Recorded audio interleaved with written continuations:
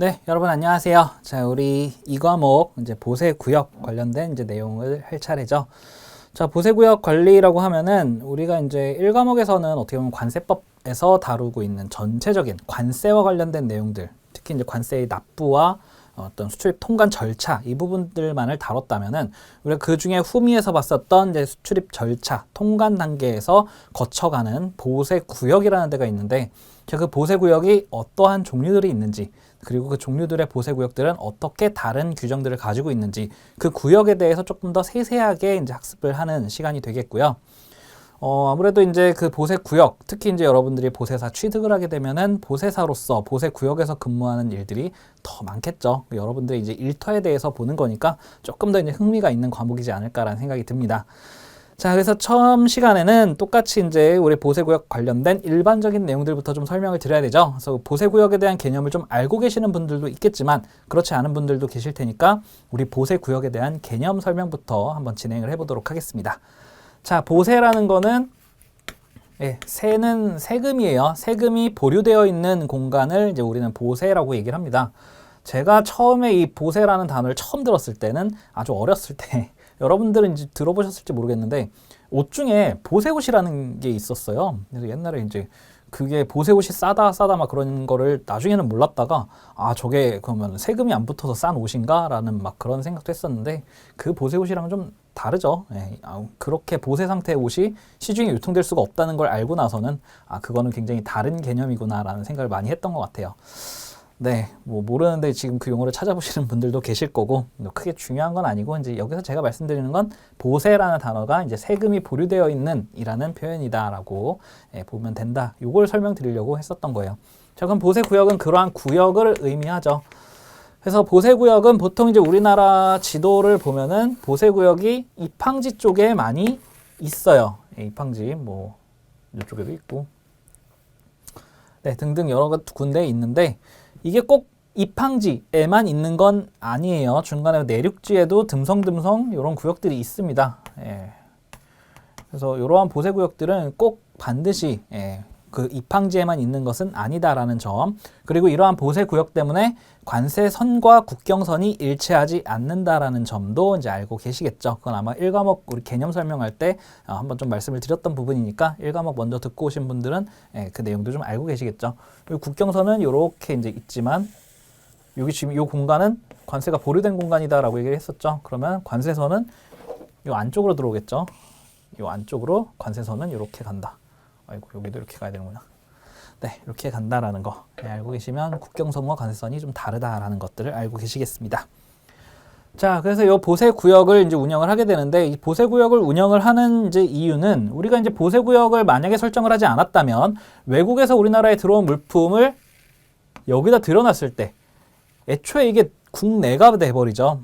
국내가 돼버리다 보니까 바로 세금을 납부해야 되는데 뭐 이거를 물건을 어디다 놔두고 신고를 해야 되고, 세관 입장에서도 물품을 검사하게 되면은 그 물품을 나가서 봐야 되는데 물품이 갈 데가 없다면 이게 조금 애매하겠죠.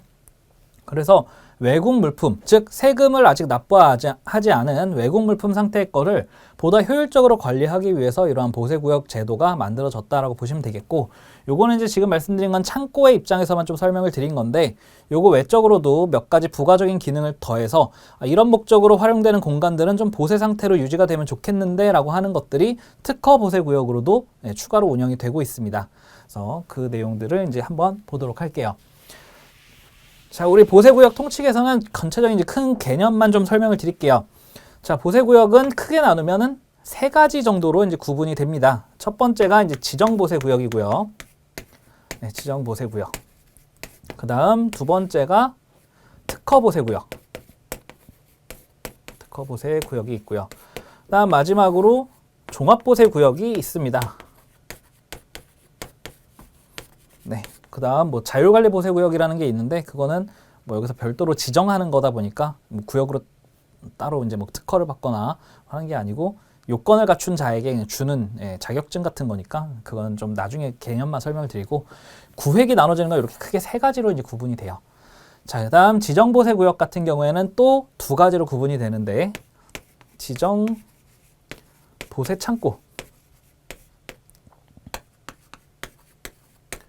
지정보세 구역이죠. 그다음 세관 검사장.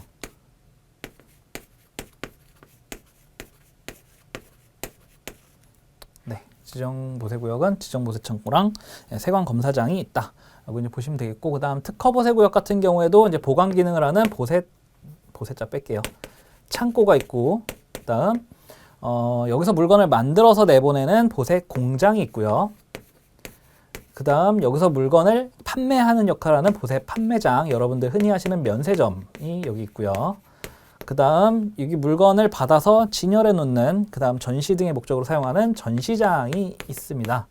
하나 더, 여기에서 이제 산업 플랜트나 그 밖에 이제 다른 물류 단지들, 어떻게 큰 이제 큰 이제 건물 같은 것들을 이제 설치하는, 건설하는 이 건설장이 여기에 있어요. 네, 그래서 특허 보세 구역은 이렇게 5가지로 이제 구분이 됩니다. 5가지. 자, 그다음 마지막 종합 보세 구역은 이제 따로 나오는 건 아니고, 이 특허 보세 구역의 5가지 기능을 이제 설명을 드렸는데, 요 각각의 개별적으로 이제 특허를 받아야 돼요. 근데 종합 보세 구역은 특정 목적에 의해서 요거에 2 이상의 기능을 하는 걸 지정하는 것을 우리는 종합 보세 구역이라 그래요. 그래서 종합 보세 구역은 2 이상의 특허 보세 구역의 기능을 수행한다라고 알고 계시면 되겠습니다. 그래서 보세구역은 총 이렇게 3가지로 크게 구분이 되고, 그 안에서도 지정보세구역은 지정 창고와 세관 검사장, 그 다음 특허보세구역은 창고, 공장, 판매장, 전시장, 건설장, 그리고 종합보세구역은 2 이상의 기능, 이렇게 보시면 되겠습니다. 그리고 얘네들은 지금 좀 외워주세요. 앞으로 이제 나올 때 이렇게 이제 다 설명을 드리기보다는 앞으로는 각각 하나에 집중을 해서 조금 세세하게 설명을 드려야 되기 때문에, 여기서는 네, 그냥 요거 표 정도는, 이제 구분 정도는 지금 다 외워주시기 바랍니다. 자, 그래서 이렇게 보세구역들이 있고, 자, 얘네들이 이제 이렇게 구분이 되는데, 시험에 나올 때는 이러한 지정보세구역과 특허보세구역, 종합보세구역에 대한 구분에 대한 문제들도 나와요. 그렇기 때문에 요거에 대한 구분을 먼저 잡아놓으라는 말씀을 드린 건데, 가장 단순하게 출제되는 거, 다음 중 특허보세구역에 해당하지 않는 것, 요거 5개 외우고 있으면 쉽게 풀 수 있죠. 네. 그래서 그런 문제가 잘 안 나와요, 요즘은. 네, 그렇게 쉬운 문제가 요즘 잘 안 나오더라고요. 근데 모르죠. 또 이제 그런 게 나오면은 여러분들 빨리 답 체크하고 이제 다른 문제 넘어가 주셔야죠. 그래서 특허 보세 구역에 해당하지 않는 것은 뭐 이렇게 문제가 나올 수도 있고요. 그 다음 가장 출제 가능성이 높은 거는 다음 중 각 보세 구역에 대한 설명으로 잘못된 것, 뭐 이렇게 이제 설명을 하면서 그 다음부터 이제 구분하는 내용들이 이제 있는데, 자, 지정 보세 구역에 대한 지정권자, 지정, 뭐 특허 같은 경우에 특허죠. 특허권자가 있어요. 누가 주체적으로 이걸 하냐라는 부분에 대해서, 자, 지정보세구역은 세관장이에요. 세관장이 뭘 해요? 지정보세구역이니까 지정해야죠. 지정을 하게 됩니다. 자, 그 다음 특허보세구역은 역시 마찬가지로 세관장이 해요. 세관장이 하는데, 이거는 세관장이 지정을, 아까 지정보세구역은 지정을 했지만 이번엔 세관장이 특허 신청을 받아요. 그럼 이제 특허를 받고자 하는 운영인이 세관장에게 특허 신청을 한다는 얘기죠. 하게 되면은 특허심사위원회에서 보고 자격 요건이 해당되면은 특허를 내주는 개념이 되겠습니다. 그래서 여기는 세관장이 특허를 내준다. 그래서 세관장 특허. 자, 그다음 마지막 종합보세구역은 하나 달라요. 여기는 조금 그 위에 주체가 나옵니다. 관세청장이 지정을 해요. 네.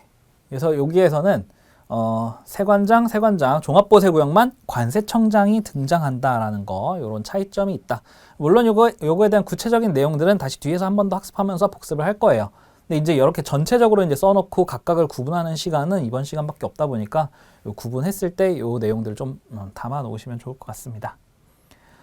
자, 그 다음에 이제 요거를 이렇게 하는 목적이 있겠죠. 예, 목적이 있는데, 자, 지정보세구역은 그냥 간단하게 말하면 이게 그냥 공익의 목적이에요.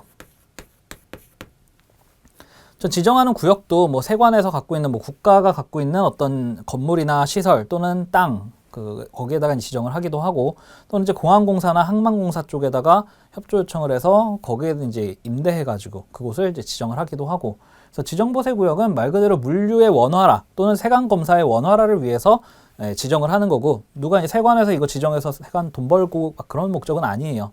그러다 보니까 공익의 목적으로 운영이 되고 있는 곳이 이제 지정 보세구역이다라는 것이 있고요.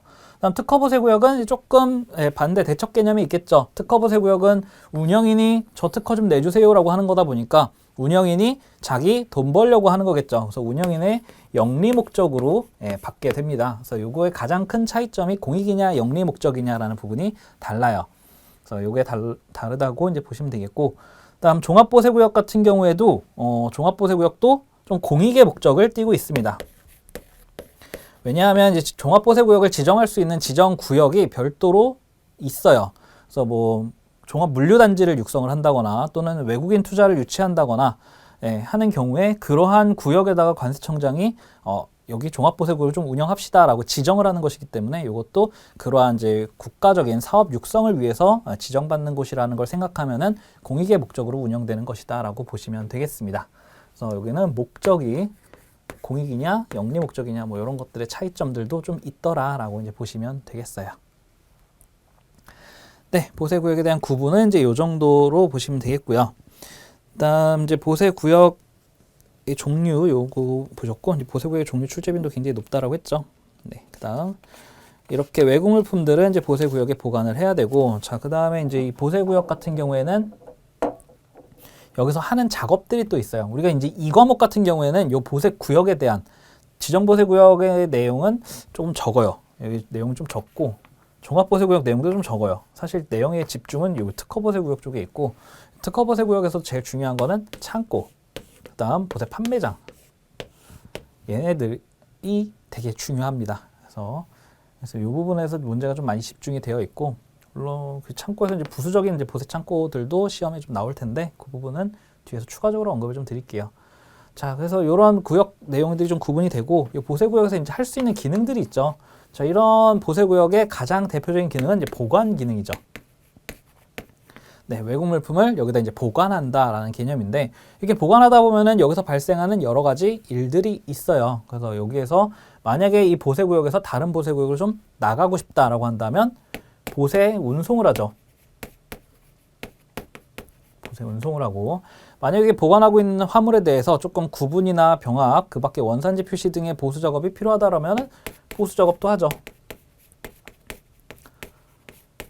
네, 그 다음 이러한 기능 등을 수행할 때 이 안에서 작업하기가 조금 어렵다라고 한다면 장외 작업도 하게 되죠. 그리고 이 보관하는 물품들이 조금 이제 상품 가치를 상실했다거나 그 밖에 뭐 다른 물품에 위해를 끼칠 우려가 있다거나 하는 경우들에는 그 물품을 폐기할 수도 있습니다. 네, 그리고 나는 원하지 않았지만 이 물건들이 이 안에서 도난되거나 분실, 멸실되는 경우들도 있을 수 있죠.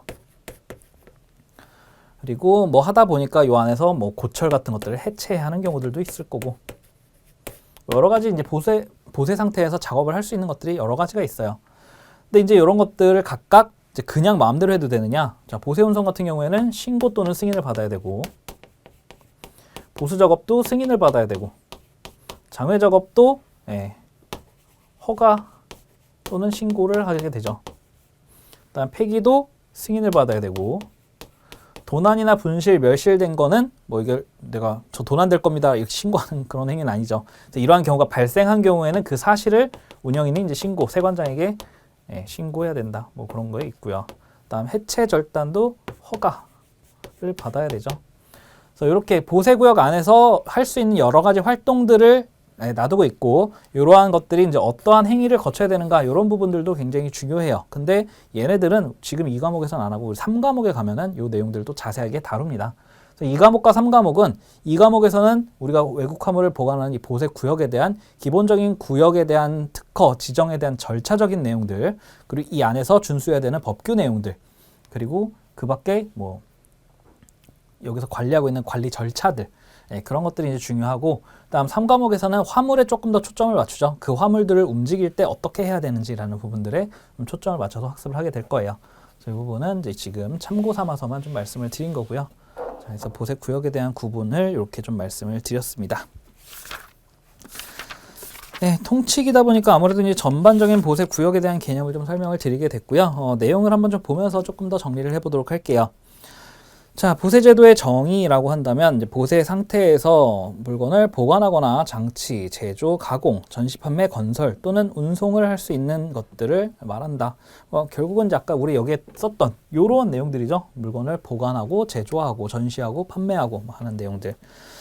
그 제도의 종류는 이제 보세구역 제도가 있고 보세운송 제도가 있는데 보세운송 제도도 그 뒤에 이제 하게 될 거고 이 과목에서는 보세구역에 대해서만 이야기를 좀 할 거예요. 네, 보세제도의 목적은 이제 한번 보시면 되겠는데 보세제도의 목적을 하나로 아우르기는 조금 어렵죠. 이제 아까 말씀드릴 때 이제 효율적인 화물의 관리를 하기 위해서라고 말씀을 드리긴 했지만 사실 보세 공장은 효율적인 화물의 관리는 아니고 공장의 본연의 목적은 수출 장려 또는 가공 무역의 활성화에 있습니다. 보세 판매장은 국민들의 원활한 소비 목적을 위해서 이제 운영이 되는 거고 전시장은 전시 물품에 대한 불필요한 절차 간소화 뭐 이런 것들이 이제 있겠죠. 각각의 목적들이 다 다르기 때문에 하나로 아우르기는 조금 어렵고 그래서 이제 보세제도의 목적 안에는 화주의 원활한 통관, 수출 진흥의 기본적인 목적이 있다 정도로 화물에 대한 원활한 관리 정도가 이제 들어가게 되죠. 각각의 목적은 각각의 보세 구역 설명할 때 다시 한번 좀 설명을 드릴게요. 보세제도의 필요성 한번 읽어보시고 보세제도의 기능도 그냥 한번 읽어보시면 되겠습니다. 다음 보세구역의 특징 보면 이제 지정장치장하고 세관검사장이 있다. 그래서 지정창고, 지정장치장, 다음 세관검사장이 있다라는 말씀드렸고 특허보세구역은 5가지가 있다. 이거 벌써 외우신 분들도 있겠네요. 워낙 반복을 많이 해서. 다음 종합보세구역을 하고 있는 종합보세구역 이렇게 있다. 그래서 이거 보세구역의 종류 부분은 굉장히 중요하니까 좀 잘 알아두시고요. 오른쪽에 표로 좀 잘 정리되어 있죠. 지정보세구역에 대한 개념과 특허보세구역, 종합보세구역이 있는데 여기서 이제 설치 목적 부분에서 지정보세구역은 공익의 목적, 특허보세구역은 영리 목적, 그다음 종합보세구역은 그 역시도 이제 공익의 목적이라고 이제 보시면 되겠고 종류 내용 이제 보시면 되고 그 밑에 중요한 거 지정권자, 특허권자가 있어요. 세관장이 지정하고 세관장이 특허하고 특히 마지막 종합보세구역은 관세청장이 지정한다. 네, 요 내용들. 그다음 설치 목적상 특성은 그냥 한번 읽어보시면 되겠습니다. 사실 이제 여기서의 제일 중요한 거 지정권자가 시험에 제일 잘 나와요. 이거 잘 기억을 해주시기 바랍니다. 자, 그래서 외국 물품 같은 경우에는 이제 내국 운송을 하려는 물품이나 또는 외국 물품은 보세구역이 아닌 곳에 장치할 수 없다. 이거는 물품의 보세구역 장치 원칙을 의미하는 건데 지금 2과목에서 나오는 것보다는 3과목에서 나올 가능성이 좀 더 큰 내용입니다. 보세구역 장치 원칙과 보세구역 외 장치 허가 뭐 이런 부분들은 3과목에서 출제가 많이 되는 부분인데 우리 보세 통칙이니까 그냥 한번 보고 넘어가세요. 그래서 보면은 외국 물품은 원칙적으로 이제 보세구역에 보관해야 된다. 이게 이제 원칙이고 그 밑에 이제 예외를 다루고 있죠. 예외는 수출 신고는 우리 1과목에서 했지만 어디서든 수출 신고를 할 수 있죠. 그래서 수출 신고가 수리된 물품은 외국 물품으로서 어디에든 있을 수 있죠. 그런 내용이고, 그다음 검역압수 우편 물품은 물품의 특성 때문에 어디든 갈 수 있는 내용이 되겠고요. 부득이한 경우도 당연히 이제 부득이한 경우니까 어쩔 수 없는 거고. 그다음 2번에 있는 게 보세구역 안에 있는 게 조금 불편하다. 예를 들면은 무게가 너무 무겁거나 또는 크기가 너무 커. 이제 그 밖에 이제 고식단으로 내려가면은 요 안에 보관하기 위한 특수 설비가 필요하거나 하는 경우들 또는 여기에서 원래 있던 곳에서 이제 보세 운송을 하는 게 불편하거나 상간 오지에 있는 그런 물품들, 그런 물품들 같은 경우에는 보세구역에 넣는 게 더 비효율적이기 때문에 물품 보관의 효율성을 위해서 보세구역의 장치를 허가받아서 나가는 경우가 있는데 그러한 경우도 이제 보세구역 장치의 예외다라고 보시면 되겠어요. 이것도 역시 다음번에 더 한번 자세하게 설명드릴 기회가 있을 겁니다. 네, 그 다음 물품의 반입과 반출 부분인데 반입과 반출은 보세구역에 들어올 때는 반입신고, 보세구역에서 나갈 때는 반출신고라는 개념을 꼭 잊지 말아주세요. 요거는 언제 어디에서든 보세구역에 들락날락 할 때 그냥 마음대로 왔다 갔다 하는 게 아니에요. 원칙적으로는 반입할 땐 반입신고, 나갈 때는 반출신고. 특히 보세사로서는 반입할 때는 화물의 이상 유무를 확인하고 신고된 서류대로 반입이 잡히는지라는 부분들을 확인하고 반입신고를 하는 거고, 나갈 때는 신고된 대로 나가는지를 확인하고 반출신고를 하게 되겠죠. 네, 그래서 그 내용들이 있고 물품 이상이 있으면 그렇게 검토를 했는데 이상이 있으면 이상 물품에 대한 신고를 당연히 이제 해줘야 되는 거고요. 다음 장치 물품의 멸실 신고, 도난 분실 신고, 물품 이상 신고, 요것들은 보세구역 운영인으로서의 의무를 얘기합니다. 요런 아까 여기다 기재했었던 내용인데 멸실, 도난, 분실, 물품의 이상 신고 얘네들은 보세구역 운영인으로서 보세구역에 있는 외국 물품에 어떠한 특이사항이 있었을 때 이 내용들은 전부 다 세관에 보고를 해야 돼요. 만약 보고를 하지 않으면 주의나 경고 처분을 받을 수 있습니다. 이런 내용들은 좀 보시면 되겠고, 그다음 보세구역에서 수행 가능한 작업들 얘네들도 여기서는 그냥 맛보기니까 한번 읽어만 보세요. 아까 제가 이제 여기 쭉 써드렸지만 요거 각각의 항목에 가서도 그 개념과 대상 그리고 얘네들을 할 때 신고냐 승인이냐 허가냐 이런 것들 요 구분이 제일 중요하다라는 말씀을 다시 한번 드릴 거예요. 그래서 여기서도 여러분들 보실 때 이 개념이 뭐구나와 동시에 요거 할 때는 신고를 해야 되는지 승인을 받아야 되는지 허가를 받아야 하는지 정도만 눈에 담아두시고 넘어가시면 되겠습니다. 네, 그래서 이 내용들까지 했고요. 자, 이거 했으면 이제 다음 나오는 내용이 바로 지정보세 구역이죠. 지정보세 구역 같은 경우에는 여러분들께 설명드릴 내용이 그렇게 많이 있진 않아요. 그래서 특히 이제 지정 장치장 같은 경우에는 장치 기간이 이제 제일 중요하고, 세관 검사장 같은 경우에는 특히나 검사 목적으로만 운영이 되는 곳이다 보니까 여러분들께 많은 설명드릴 만한 내용들이 없어요. 그래서 여기서도 일단 지정보세 구역의 통칙 부분부터 조금 간단하게 언급을 드리고 들어가도록 하겠습니다. 자, 지정보세 구역의 통칙이라고 한다면 이제 아까 설명을 대부분 다 드렸어요. 지정보세 구역은 영리 목적으로 누가? 세관장이 지정하는 곳이다라고 이야기를 했었죠. 그래서 여기 특징이라는 건 이제 공익성, 이 꼭 들어가요. 영리 목적으로 하는 게 아니고 공익의 목적으로 운영이 되는 곳이다 보니까 공익성을 갖는다라는 게 가장 큰 특징이 되겠습니다. 다음 물류 촉진이라는 부분은 이제 말 그대로 이제 공익 부분이 이런 쪽에 작용을 한다는 거죠. 이게 이제 여기를 보세구역으로 지정을 해놔야 물류가 원활하게 보관이 이루어지고, 만약에 보관할 곳이 없어서 물건이 선박에서 못 내려오고 있다라고 한다면 물류 체화가 걸릴 것이기 때문에 이러한 원활한 물류 흐름을 유지하기 위해서 그 원활한 물류 촉진을 위해서 운영되는 곳이다라고 보시면 되겠고요. 다음 화물관리 자율책임이라는 얘기가 있는데, 이 얘기가 뭐냐면, 자, 지정보세 구역에 대한 지정은 우리 세관에서 한다라고 했었죠. 그럼 세관에서 지정을 하니까 화물에 대한 지정권자인 세관장이 화물에 대한 책임을 져야 되느냐? 그럴까요? 그럴 리가 없죠. 세관장님도 원래 바쁜 분인데. 여기 세관에서 비록 지정을 하긴 하지만 이 물품에 대한 보관은 화주에게 있습니다. 화주가 그 물건에 대한 보관 책임을 지는 게 원칙이에요. 그래서 지금 여기서도 자율관리 책임이라는 거는 비록 세관장이 지정한 구역에 물건을 보관했지만 그 물건의 주인이 물품에 대한 관리 책임을 져야 되기 때문에 자율책임 제도라고 이야기를 하는 거고요.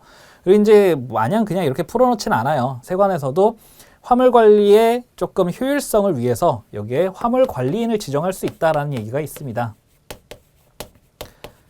화주를 대신해서, 화주가 사실 물건 거기다 보관했다고 해서 물건 거기서 계속 지키고 있을 수는 없잖아요. 다 바쁜 사람들인데. 그래서 그걸 전문적으로 하는 화물 관리인을 지정할 수 있고, 화물 관리인은 그래서 요걸 하면서 보관 비용이나 이런 거 발생하는 그 밖의 비용들을 세관의 허락을 받고 화주에게 청구할 수 있다라는 거죠. 그럼 이거 영리 목적 아닌가라고 할 수 있지만 그만큼 돈을 많이 받는 게 아니고 세관에서 딱 필요한 만큼, 소요되는 만큼만을 정해놓은 요율이 있습니다.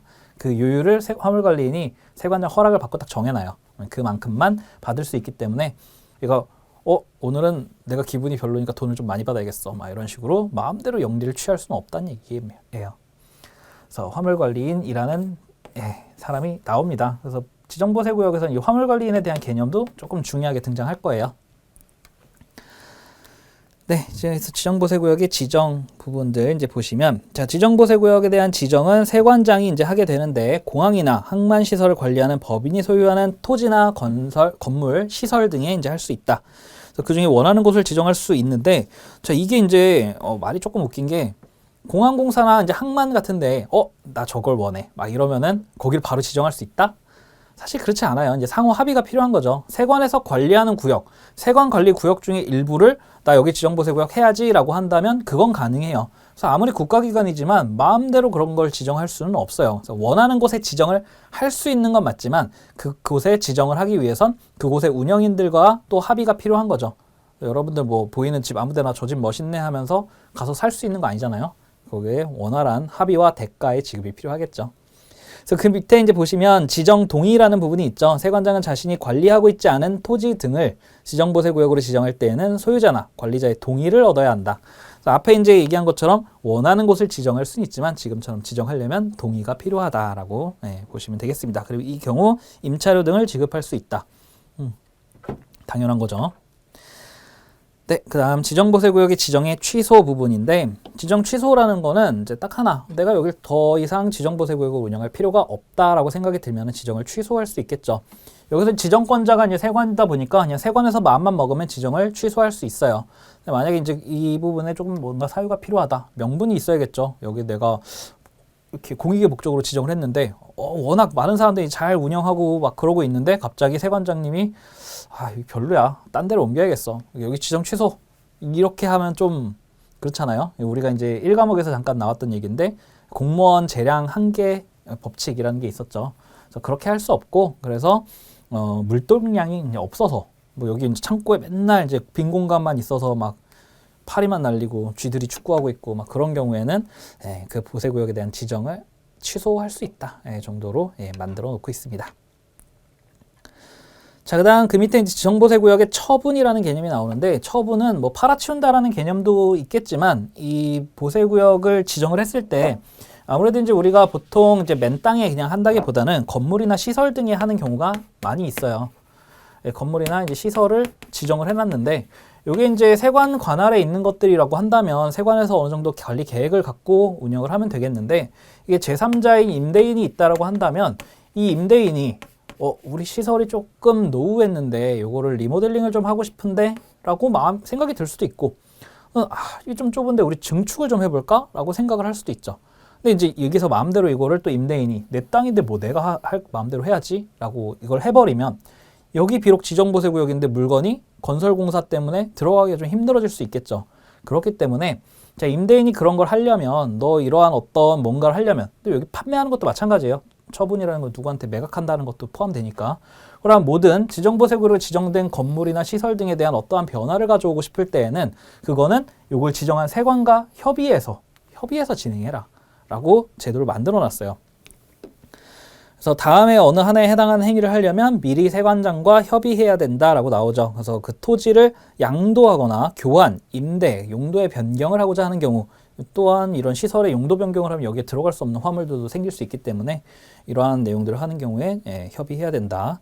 그 다음 뭐 시설의 신축 부분들이 있고요. 그 다음 개축이나 철거, 그 밖에 공사, 아까 말씀드린 대로 그냥 리모델링 정도 생각을 하시면 좀 편하실 거예요, 외우기에. 그런 걸 하려면 세관장과 협의를 해야 된다. 네, 이 정도가 이제 지정보세구역의 통칙이 되겠습니다. 네, 그래서 요거는 지정보세구역이니까 지정장치장, 지정창고와 세관검사장, 이렇게 두 가지 모두에 이제 해당이 되는 개념이고요.